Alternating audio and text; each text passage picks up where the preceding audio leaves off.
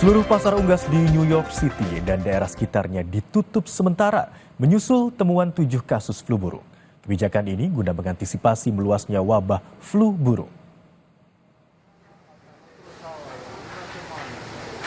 Perintah menutup seluruh pasar unggas di New York City dan sekitarnya dikeluarkan hari Jumat waktu setempat.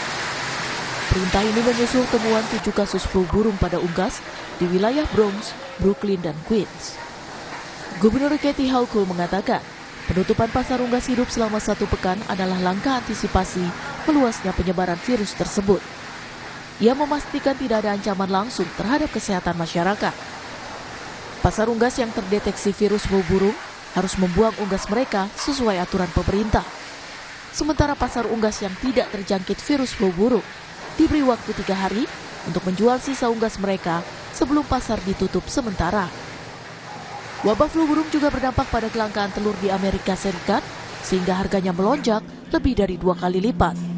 It's the first time in my life that I've ever had to be kind of embarrassed on what I'm selling eggs for, and it's not our fault.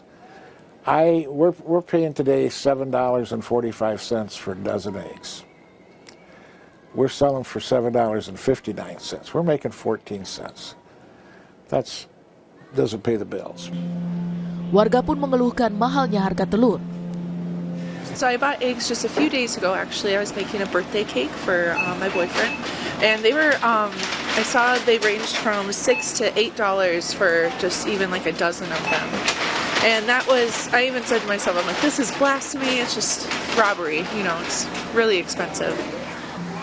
Lebih dari 156 juta unggas di Amerika Serikat terkena dampak wabah flu burung. Bukan hanya unggas, virus tersebut juga ditemukan pada sapi dan hewan lainnya. Para pejabat setempat meminta orang-orang yang berkontak dengan unggas sakit atau mati mengenakan pelindung pernapasan dan sarung tangan. Sejak awal tahun, telah ditemukan sejumlah kasus penularan virus flu burung dari hewan ke manusia, namun terbilang ringan.